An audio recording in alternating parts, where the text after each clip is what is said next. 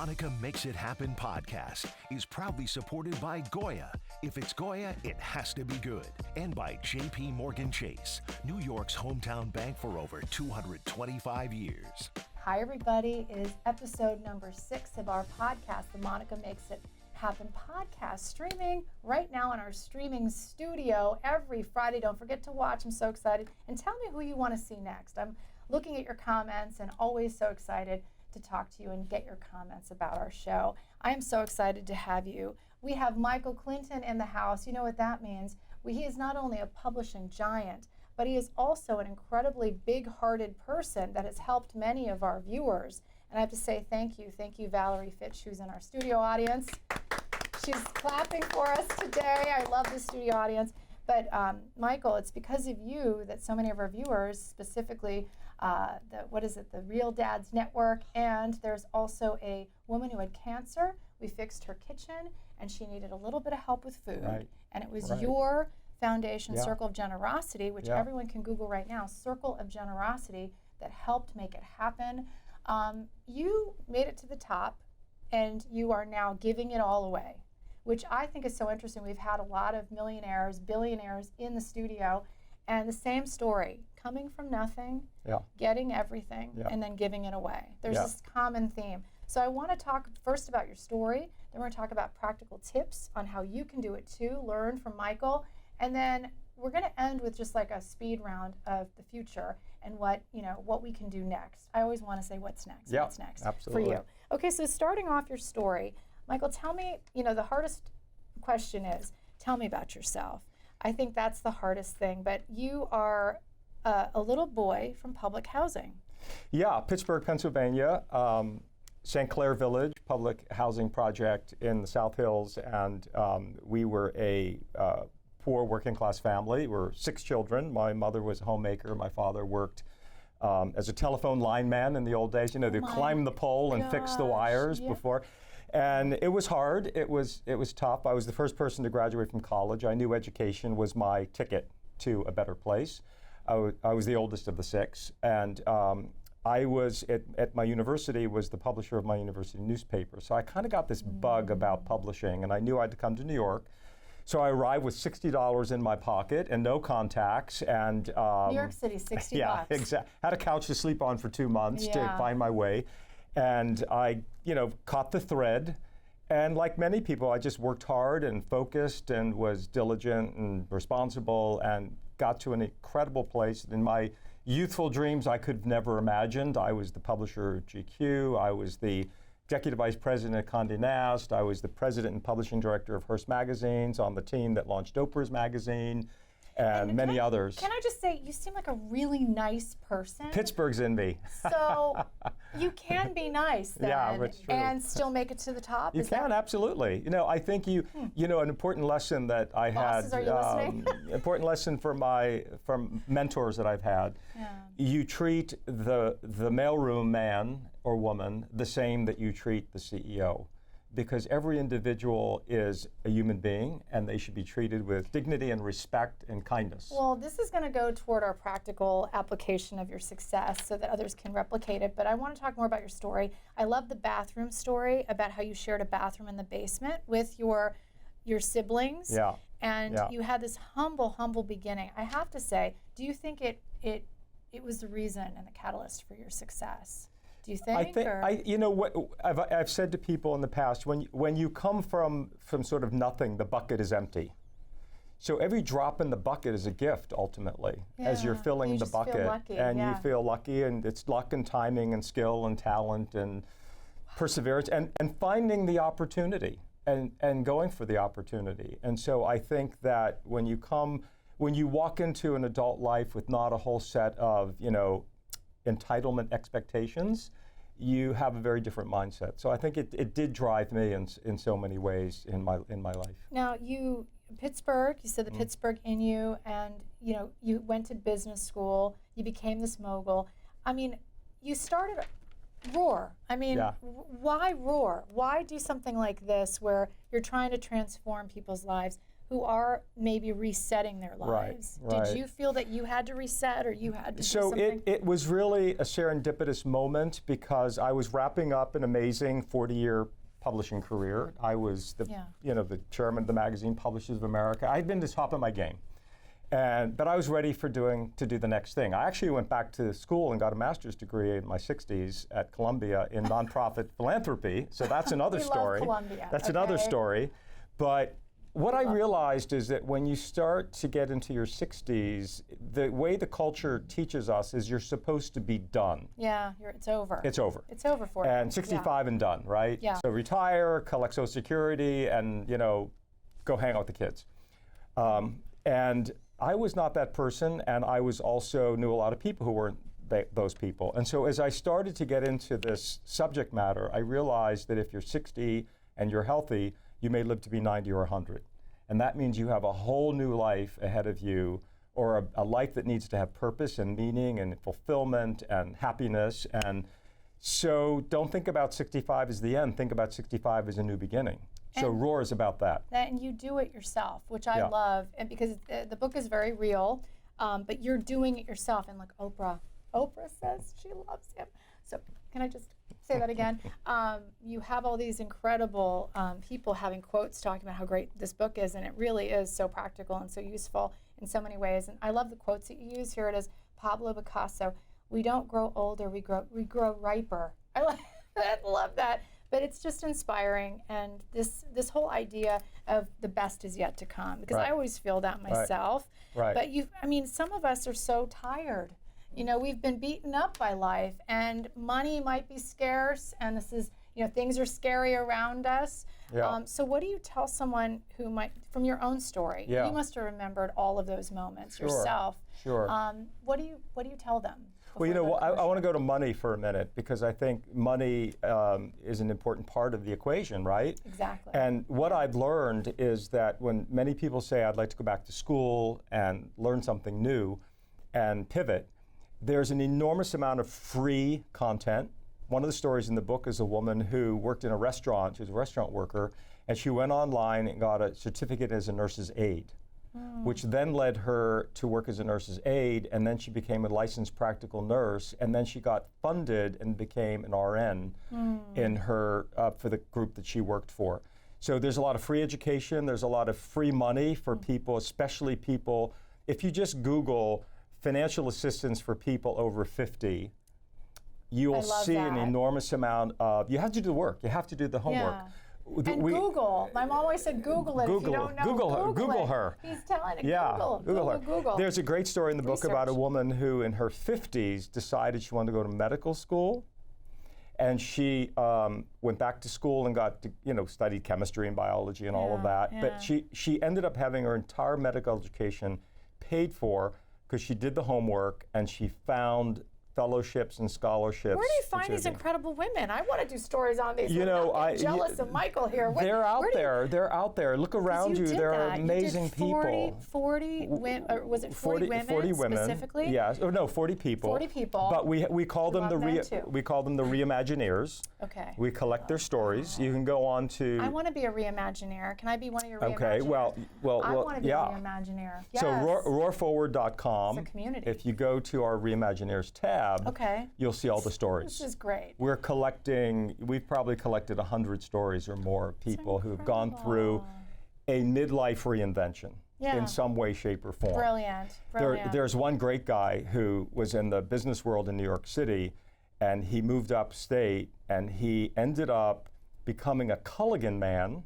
Remember that, Culligan? Yes, yeah. Well, not only become a Culligan man, but he ended up becoming an expert in water preservation for his local community. And this was over the age of 50. He's 64 when he did it. This is incredible. And now he's like a water conservationist, so it's amazing. Is he in New York City, or is he around here? He's back and forth. We should, Okay, well, I'd love to do a story on him, so I have some stories to tell. We're going to go to a commercial break really quick, but when we come back, the practical application. Valerie reminded me that I need to go into, what does ROAR mean? How can you apply it to your lives? That's coming up after this break.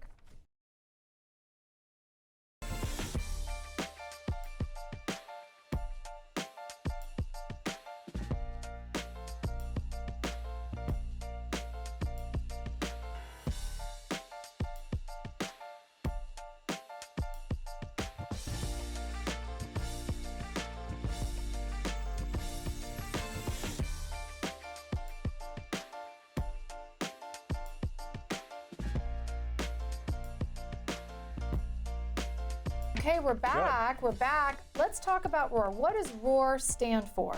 The mantra. So ROAR, I love the word ROAR, right? Yeah, I love it. I'm a runner, so I was out running in Central Park, and it came to me. I was going to ask you, it where did. did you find Well, this? actually, the origination of the whole thing is I was giving my last lecture to my whole team at Hearst Magazines. I had already said I was going to step down from the day-to-day.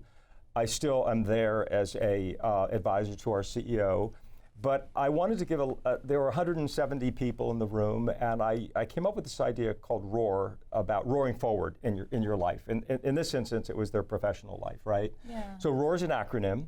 It stands for Reimagine Yourself. How do you do it? What are the ways you can reimagine who you want to be moving forward? O is own who you are. We all have a lot of baggage, from our first half of our life, that we have to just own it. You do. We can't sit there and say, well, I didn't do this or this didn't happen. And be honest You got to about own it it. and be honest about it, right? Yeah. You have to have an action plan, and that's Okay. our life layering chapter, which is a descriptive. We have to talk more about the life layering, because you don't have to destroy everything. That's right. Which You is my build. inclination. I'm like, I don't like something. Bye-bye husband. Yeah. Bye-bye job. Right. And then I'm like, wait a second, where am I? You know what I mean? Exactly. But that was in my 30s. Okay, There you folks. go. I'm a little bit older now. Okay. And so then the now- R is, reassessing the people around you. We all have, we've collected people in our life, and all of a sudden you're 50 and you realize that person that you've known since you were a teenager is really toxic, Yeah. and that person's got to go.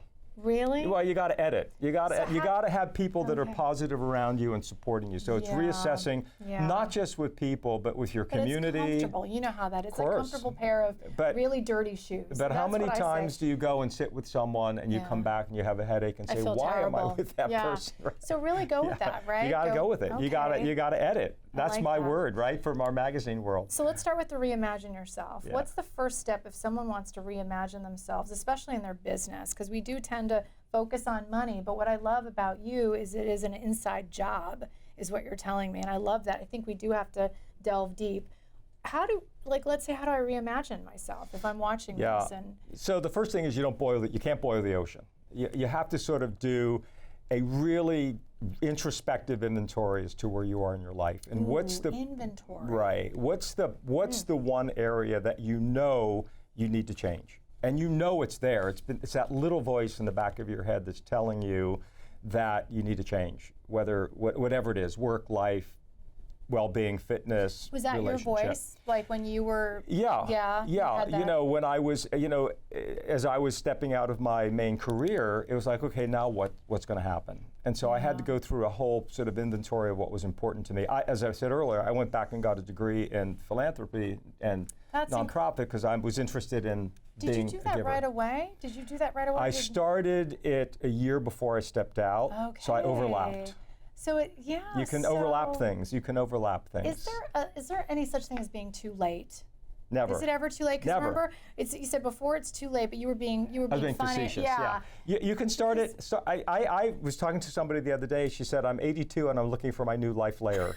I loved it. I was like, I'm with you. Let's talk about your new life layer. I love it. So it's Yeah. never too late. What's your morning routine? I just need to ask you. Well, what do you do in the morning? I'm just curious. You mean because maybe this can after help my me. beautiful Vishla walks on my head, Hannah, my dog, and walks on my head and wakes me up? We always have dogs licking our faces. Well, this gets back to the reimagine, because your morning routine, whatever it is, for me, it's taking my dog out for her morning walk in Central Park, off leash, as you know. You can do that in the morning. Yeah. But it's the moment where you have your time to be with yourself, think about your day, but also the daily practice of reimagining who you want to be and where you want to go and what you want to do. Use that. You can multitask on your reimagining yourself and your future while you're doing a morning routine, whatever it is. Your workout, your dog walk, your run. But that me time is really important. It's important, right? Before everyone gets in there. Yeah. You got to kind of flush out your brain and say, what's important for me, and what am I working on that's going to be my reinvention, both short term and long term. Well, it seems like your best ideas come in the shower. My best ideas actually come running. Running. Yeah, So I'm a maybe I runner. need to I'm a start marathon running. runner, so I'm still, Wow. long distance training is still, a great. It's my catharsis. It's my therapy. It's my place where I get my Well, ideas. you have a whole health section here. Yeah. We're assessing your health. That's a biggie, Yeah. which all of us need to do. So Yeah. reimagine yourself. Again, you gave us the first steps. own who you are. Yeah. What does that mean? Well, first of all, I think you just touched on it. You have to own your basic health numbers because everything starts with health. Okay. If you're not healthy and you don't take care of your health, that's the foundation of everything. Yeah. And once again, if you're, how do you maintain your health in your 60s, 70s, 80s, 90s? So own your health numbers. And I'm shocked at how many people I talk to who are 50 and I say, well, what's your blood pressure? And they say, I have no idea. Yeah. Or, what's your heart rate? I have no idea. In the Black and brown communities, Yeah. in my community, we don't, my mom was classic. She would not check herself, and that's potentially why she died the way she did. Yeah. But rewiring and refiring, what does that mean? So don't retire, rewire. So language is important, right? So we say don't talk about age appropriate, talk about person appropriate. Don't say age is just a number. Say age, age is a number and celebrate it. Celebrate being 50 and 60 and 70. Oprah is now 70, 71, and she's the great poster child, and Gail just turned 70. And these are two incredible women. Never know it. These are incredible. Yeah. I mean, Black excellence they represent, of course, but nevertheless, many people who would be in their seat. I love that he's talking about Oprah. He knows many people in their seat would not be talking their age. Yeah. And I think it's really important for people as they live longer that we're proud of our age and we talk about it. Especially women. Women in the UK, there's a whole group called the Queenagers. It's a social movement. Women say, I'm 62, I'm 72, I'm 80. America, we need to be more age inclusive and age positive because it's healthier. If you have Dr. Becca Levy from Yale wrote a book that if you have a positive attitude about aging, regardless of your socioeconomic, situation, if you have a positive attitude about aging, it will add 7.5 years to your life. The mental aspect of saying, well, I'm older and I can't do this, or I'm old and I can't do that, or that has passed me by, is destructive to you as an individual. And there are amazing stories of people who at 70 decided to take on a fitness regimen and got healthier and lost weight and got great health metrics, and start by walking and then do a little jogging. One of our reimagineers is a woman named Regina Fleming, and it's a great story that she tells about how she just started walking, which led to running, which led to her running races and great new health metrics. Walking is so great. A lot of it's language. So don't retire, rewire, rethink who you might be as you live longer. I love that. I love that. And can you tell me a little bit about should everybody be doing this? Let's say, is it for everyone? Well, it's interesting. Yeah. Some people say, well, I'm happy with my life. I don't need to reinvent. I'm really happy. And I'm like, okay, but if you're going to live to be 90, have you thought about, are you going to have enough money? Are you going to be healthy? What are you going to do for 30 years? Are you going to sit at home and watch television? I hope so, watching Monica, but not all day long. You can watch on your phone on exactly, the treadmill. I mean, what are you going to do? Yeah, and so transformation doesn't have to be change your whole life. Sorry. Yeah, transformation can be, I'm going to live another 30, 40 years. How do I think about that in terms of just being healthy and maintain my financial well-being? I love it. So coming up after this next commercial break, we're just going to end this with the speed round that I love to do. I love to do these questions. And then I also love to talk about the book more and the foundation that he has been running that's helping a lot of people. That's after the break.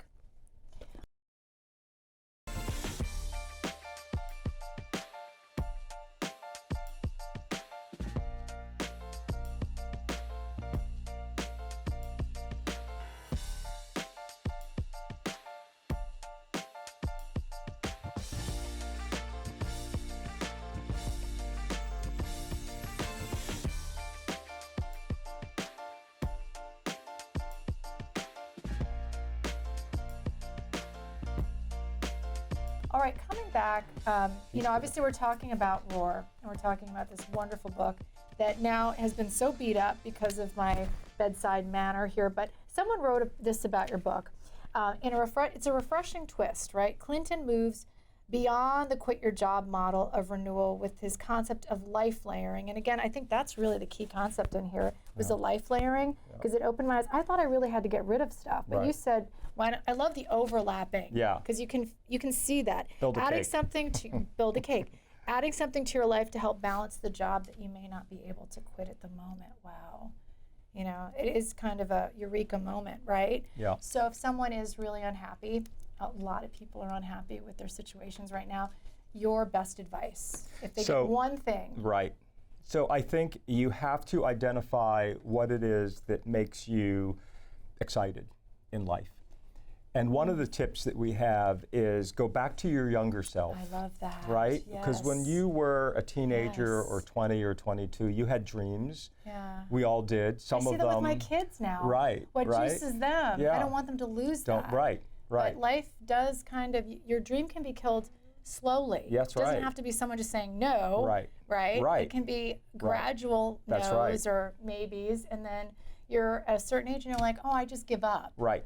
So I say go back to your younger self. It's one of we have a toolkit in the life layering program of half a dozen different tools, and one of them is to do that. Is that? It's in there. It's in there. What it's in page there. is that? It's in It's in the chapter. Because if I don't do it now, but you know what I love about that is, you know, I'll give you a great story of a woman that I interviewed for the book, who was in her late 50s.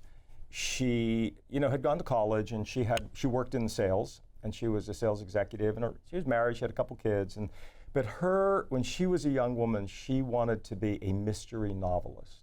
Oh. Not a novelist, a mystery novelist. Wow, very specific. Very That specific. was pretty powerful. So in her late 50s, she decided to go online and start taking free courses that were all about how do you write a mystery novel. And then she took the Dan Brown mystery novel writing course. Wow. And then she joined a group called the Mystery Guild Writers of America or something like that. And then she went to a conference. And then she met these other people that had the same interest. And she started writing. Yeah. And she wrote a book, and she sent it out, and crickets. Nothing. It happens a lot. She's like, all right. That's usually what happens to me. When you're in sales, you have tenacity, right? Yes. So she wrote another book. Yeah. And she sent it out, and she found a publisher in London, she's an American, called the Bloodhound Group, and they said, we want to publish your group, your book. Yeah, yeah. And they published her book. She's now 67, 68. She's written 6 mystery novels. And this was what age again did she start? She started this? in her late 50s. I love that. I And love that. Gives me so much hope. She went back to her younger self and said, I have to go pick up that thread and figure out how to pull it through.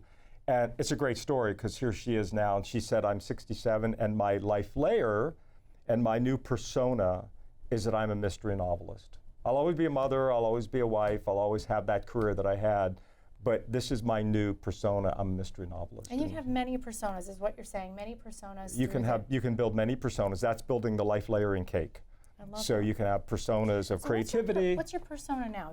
What's your persona now?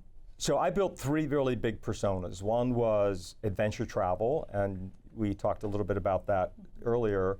One was creativity, you know, as a photographer and being in the photography world. We didn't even talk about your photography, which I love how that started. Thank you. It started by giving it away. Again, another thing about giving, you get so much in return, right? Valerie does that. Yeah, you get so much. We had a pop-up show where we raised money for the Starlight Foundation. I was on that board, the Children's Foundation. And then you learned how to Photoshop. I learned I learned how to Photoshop on my own, which, you know, a lot of us can. But that's where the photography started, which led to many other things. And then, of course, my philanthropy layer, which is really important to me. That's the foundation. I'm on a lot of boards. I'm on the Pace University board here in New York. And the reason I love that board is that we really focus on young people who are in marginalized communities, Black and brown communities, first-time college students. We really are very committed to first-generation college.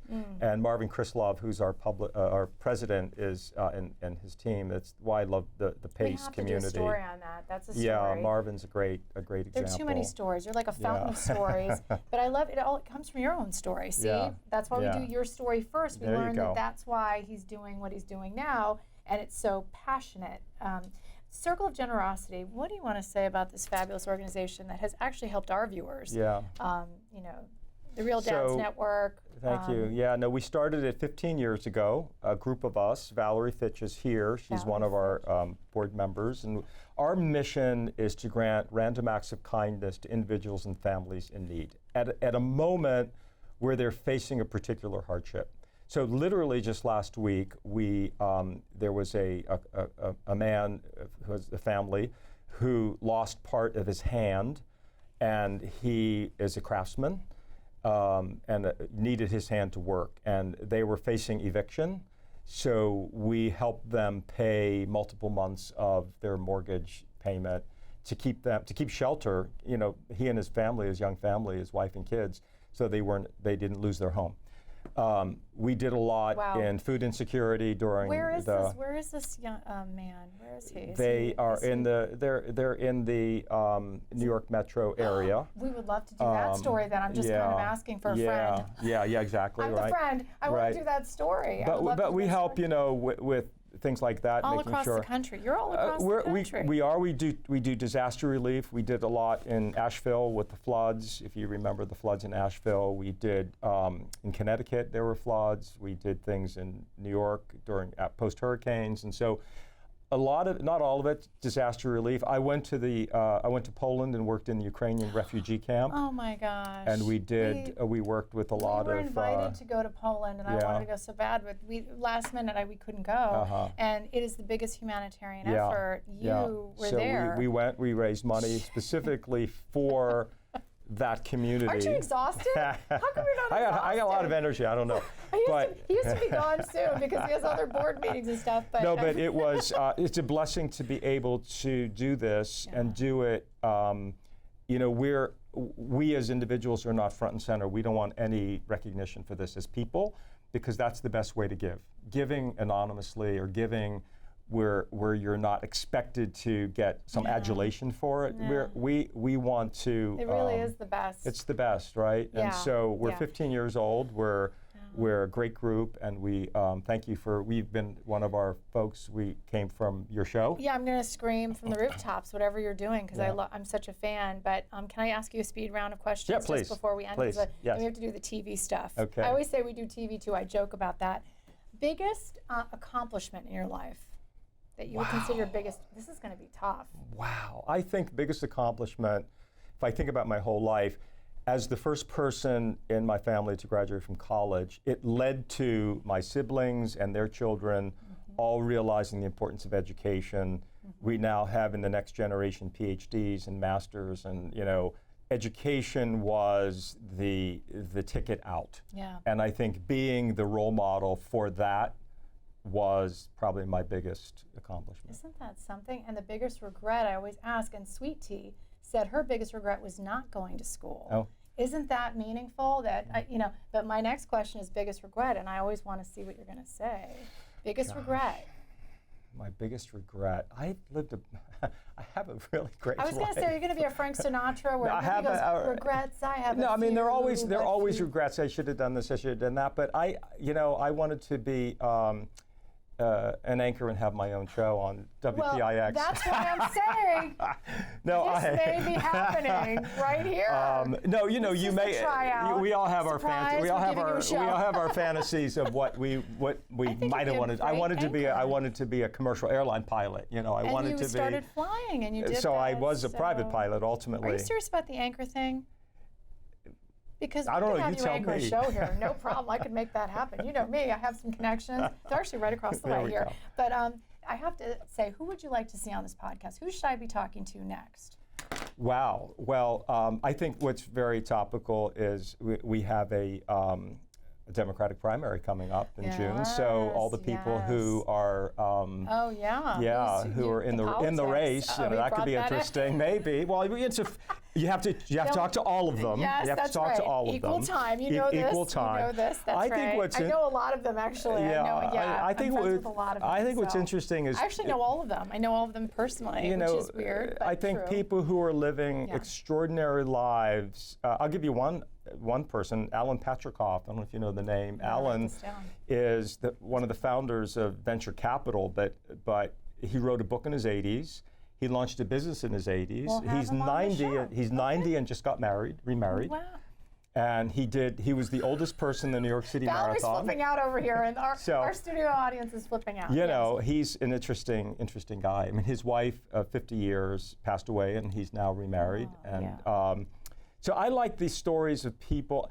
It's all about role models. You know, what I'm trying to do is create the role model for what 60, 70, plus can look like with our stories. You know, looking at people who are living vibrant, interesting, dynamic lives in their 70s, 80s, 90s, I think that's the role models of who we need to see to give us the positive possibilities that are out there. Yeah. So people like that. I fell in love with Michael Clinton. I just right want back you to at know. And we're such a fan. So you'll come back with, I think you have some big announcements coming up soon.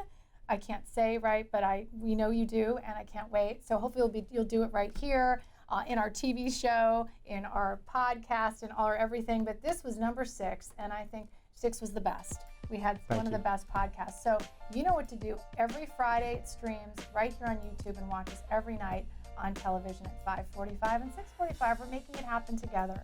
See you next time. That was great. Thank you. You were so that was good.